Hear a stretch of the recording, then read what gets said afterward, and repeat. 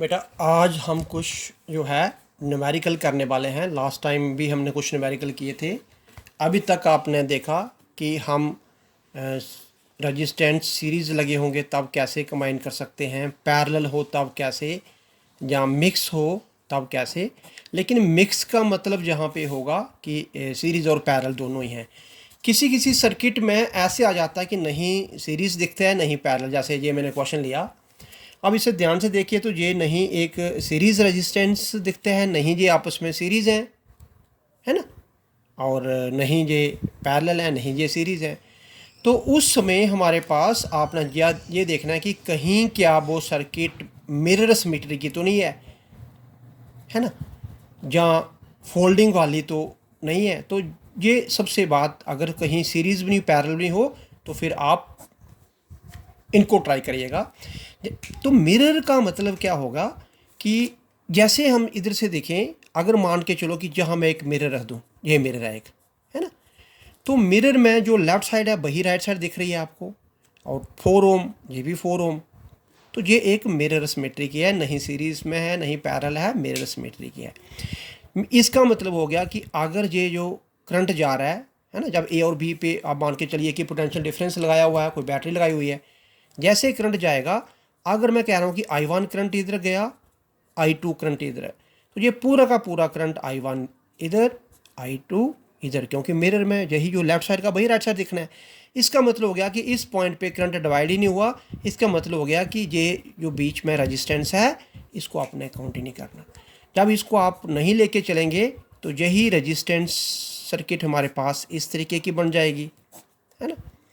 और ऐसे ही हमारे पास ये दो ये लगे हुए हैं, और ये हमारे पास बी, और ये हमारे पास ए, 10 ओम 10 ओम 4 ओम 4 ओम। अब सर्किट हमारे पास बहुत सिंपल हो गया। 10 और 10 ओम सीरीज़ है, 4 ओम सीरीज़ है। जब हम इन्हें कंबाइन करेंगे तो ये हमारे पास 10 और 10 सीरीज़ में, तो ये हमारे पास 20 ओम हो गया, है ना। ऐसे ही ये ए, ये बी, तो 4 ओम और 4 ओम ये भी हमारे पास सीरीज़ में है, तो 8 ओम हो गया। और फाइनली ये दोनों ही पैरेलल, इसलिए इक्विवेलेंट रेजिस्टेंस क्या आ जाएगी, पैरेलल में आप दोनों की मल्टीप्लाई कर दीजिए और दोनों को ऐड कर दीजिए, है ना। तो ये बन जाएगा 8 2 का 16, 160/28। अगर इसे आप थोड़ा सा सॉल्व कर लें तो 4 7 7 4 और 4 से अगर हम करें तो 4 4 जा 60 और 40 7 4 जा 7 4, 40/7 जो है इस द इतने ओम इसका जो है वो आंसर हमारे पास आ जाना चाहिए। मान के चलें कि मैं एक सर्किट और ले रहा हूँ, इधर अगर 10 ओम तो इधर 4 ओम ले लेता हूँ, है ना, और इधर अगर 4 ओम तो इधर हम ये 10 ओम 4 ओम, जहाँ पर भी ये 10 ओम और जहाँ पर भी मैं 4 ओम जो है वो ले लेता हूँ, और इस टाइप की, और जहाँ पे एक और रेजिस्टेंस बीच में लगा हुआ है 10 ओम। अब देखिए ये भी बिल्कुल इसी टाइप का सर्किट आ गया, नहीं इसमें सीरीज़ है नहीं इसमें पैरेलल है ना। वट इसमें हम मिरर सिमेट्री भी नहीं लगा सकती। अगर ये 10 ओम है तो ये इधर 4 ओम है, तो इस टाइप के आप फोल्डिंग सिमेट्री लगा सकते हो। फोल्डिंग का मतलब हो गया जहाँ पे भी आपने ए बी दिया ना उसके अक्रॉस इसको फोल्ड कर लीजिए ऐसे, है ना। जब आप फोल्ड कर लेंगे इसको तो ये 10 ओम इस 10 ओम पे आ जाएगा और 4 ओम इस 4 ओम पे आ जाएगा, राइट।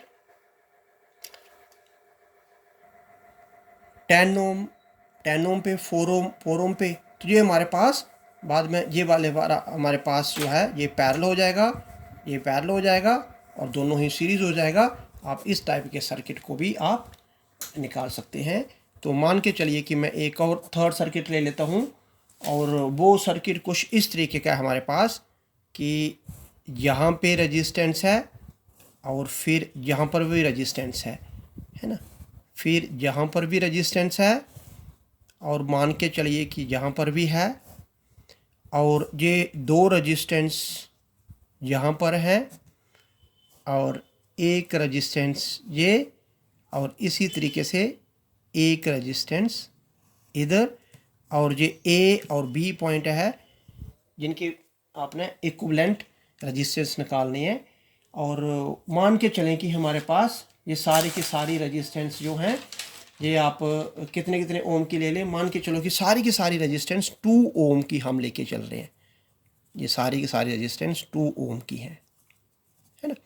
अगर इस टाइप की प्रॉब्लम अगर आप देखें तो जहाँ पे भी आपको जहाँ फोल्डिंग जहाँ मिरर सिमेट्री, तो अगर आप देखें मिरर सिमेट्री, तो ये मिरर सिमेट्री का केस है। अगर आप इधर मिरर रख के देखें तो आपको लगेगा जे इस पे ओवर, इसका जे आ गया, इसका इसी साइड आ गया, इसका जे आ गया, इसका जे। तो अगर यहाँ पे जो करंट आ रहा है कुछ करंट इधर चला जाएगा, कुछ करंट इधर आ जाएगा। अगर ये मिरर सिमेट्री है तो जो करंट इस 2 में वही करंट इसमें होना चाहिए, है ना। वही करंट अगर इधर हुआ तो इसका मतलब हो गया कि जहाँ पे ये कनेक्टेड ही नहीं है ना, ये फेक कनेक्शन हो गया इधर। अगर ये कनेक्टेड है तो जहाँ पे भी करंट जो है कुछ इधर जाना चाहिए। तो क्योंकि मिरर सिमेट्री में क्या होगा, 2 ओम रेजिस्टेंस, ये भी 2 ओम रेजिस्टेंस, तो अगर इसमें करंट जो भी करंट इसमें होगा वही करंट इसमें होगा। तो इट मीन्स ये जो कनेक्शन जहाँ पे नहीं है, तो इसको मैं थोड़ा सा रीअरेंजमेंट करके बना देता हूँ। ये ऐसे हो गया, फिर ये ऐसे ये रेजिस्टेंस आएगी, ठीक है, और इधर ये 2 ओम की लगी हुई है रेजिस्टेंस, फिर ये 2 ओम की लगी हुई है, ये भी 2 ओम की रेजिस्टेंस इधर, और यहाँ पर भी 2 ओम की रेजिस्टेंस, और ये हमारे पास ए और ये हमारे पास बी। सिर्फ ये है कि यहाँ पर आपने इसे क्या करना, थोड़ा सा ऊपरी रखना, मान के चलो कि ये ओ, क्यों, क्योंकि ये कनेक्शन था नहीं, तो आप इसने थोड़ा सा ऊपर रखिए। तो ये सारी रेजिस्टेंस अभी भी 2 ओम की हैं, है ना। अब थोड़ा सा सिंपल हो गया निकालना, ये कैसे सिंपल हो गया। अब देखिए ये दोनों रेजिस्टेंस कैसे हैं, ये दोनों ही रेजिस्टेंस सीरीज में है। तो मान के चलिए कि दोनों को मैं बना देता हूँ सीरीज और सीरीज, ये 4R हो गया। फिर अगर आप इसे देखें, ये भी सीरीज में, ये वाला पोर्शन भी है ना, और 2 ओम, इसका मतलब हो गया एक और 4R रेजिस्टेंस यहाँ पर आ गए, ठीक है। फिर उसके बाद ये और ये भी सीरीज है, इसका मतलब हो गया एक यहाँ पर भी 4 ओम आ गया इधर भी, है ना। और उनके साथ ये है, इट मीन्स एक रेजिस्टेंस इधर लगी हुई है, एक रेजिस्टेंस अब इधर लगी हुई है। ये रेजिस्टेंस अभी भी 2R की है। अगर हम इसे देखें तो ये पैरेलल है, 4 और 4R, ये हमारे पास 2R बन जाएगा। ये हमारे पास 2R, ये हमारे पास 2R, और ये हमारे पास 4R, ए और बी इधर ही हैं। अगर आप इसे देखें तो ये 3 रेजिस्टेंस जो है वो सीरीज में है, तो ये मैं तीनों का सीरीज कर देता हूँ, 2 और 2, इट मीन्स 6R, और ये हमारे पास एक 4R रेजिस्टेंस जो है उसके पैरेलल है। आप दोनों का जहाँ पैरेलल लगा दीजिए तो इक्विवेलेंट रेजिस्टेंस पैरेलल के केस में आपको बोला गया 6R into 4R, 6R plus 4R, it's mean 24R square, 6 और 4 10R, R और कैंसिल, तो 2.4